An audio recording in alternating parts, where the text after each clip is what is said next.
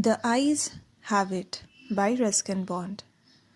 I had the train compartment to myself, up to Rohana.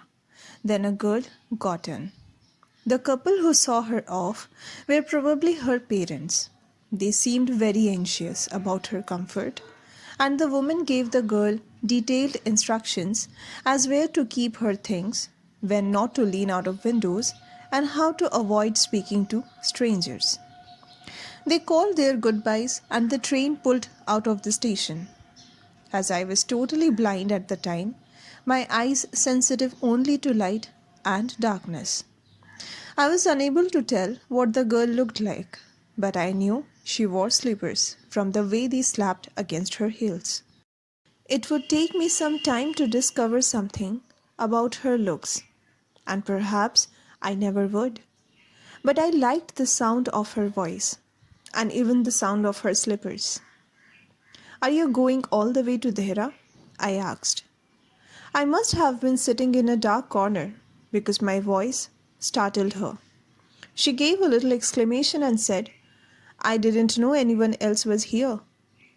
Well, it often happens that people with good eyesight fail to see what is right in front of them. They have too much to take in, I suppose.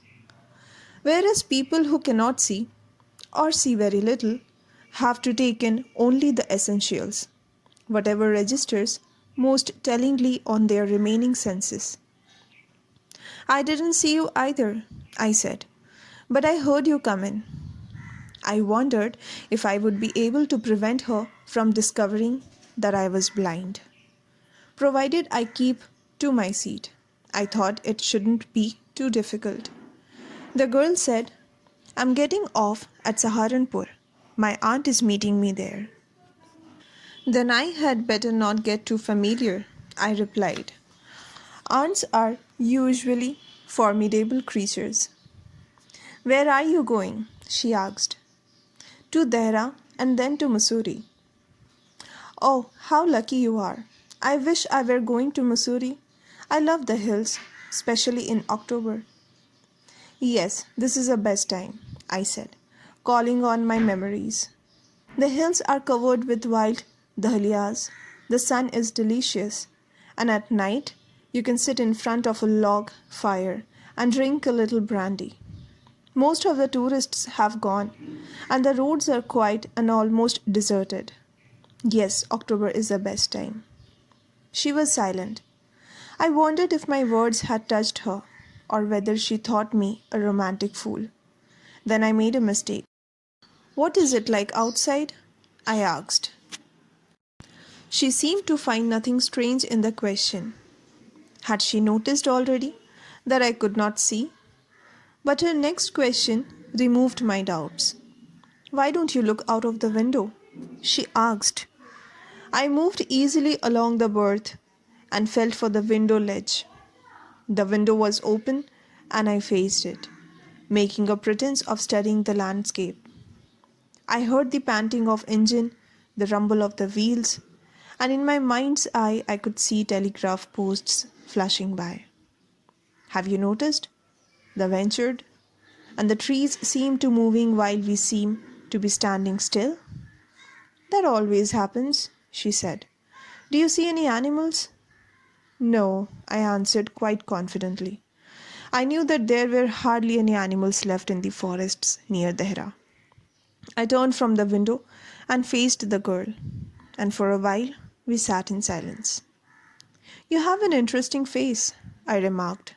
I was becoming quite daring, but it was a safe remark. Few girls can resist flattery. She laughed pleasantly, a clear, ringing laugh. "It's nice to be told I have an interesting face. I'm tired of people telling me I have a pretty face." "So you do have a pretty face," thought I.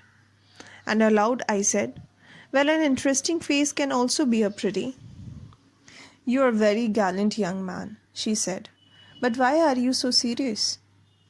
I thought then I would try to laugh for her, but the thought of laughter only made me feel troubled and lonely.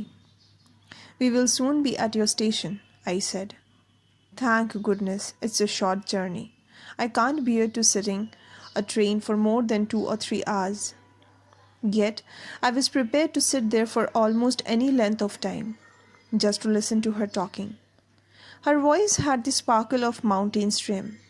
As soon as she left the train, she would forget our brief encounter, but it would stay with me for the rest of the journey, and for some time after. The engine's whistle shrieked. The carriage wheels changed their sound and rhythm. The girl got up and began to collect her things. I wondered if she wore her hair in a bun, or it was plaited. Perhaps it was hanging loose over her shoulder, or was it cut very short? The train drew slowly into the station. Outside there was the shouting of porters and vendors, and a high-pitched female voice near the carriage door. That voice must have belonged to girl's aunt. "Goodbye," the girl said. She was standing very close to me, so close that the perfume from her hair was tantalizing. I wanted to raise my hand and touch her hair, but she moved away. Only the scent of perfume still lingered where she had stood. There was some confusion in the doorway. A man getting into the compartment stammered an apology. Then the door banged and the world was shut out again. I returned to my berth. The guard blew his whistle and we moved off. Once again, I had a game to play and a new fellow traveler. The train gathered speed, the wheels took up their song, the carriage groaned and shook. I found the window and sat in front of it, staring into the daylight that was darkness for me. So many things were happening outside the window. It could be a fascinating game, guessing what went on out there. The man who had entered the compartment broke into the reverie. "You must be disappointed," he said. "I am not nearly as attractive a traveling companion as the one who just left." "She was an interesting girl," I said. "Can you tell me, did she keep her hair long or short?" "I don't remember," he said, sounding puzzled. "It was her eyes that I noticed, not her hair. She had beautiful eyes, but they were of no use to her. She was completely blind. Didn't you notice?"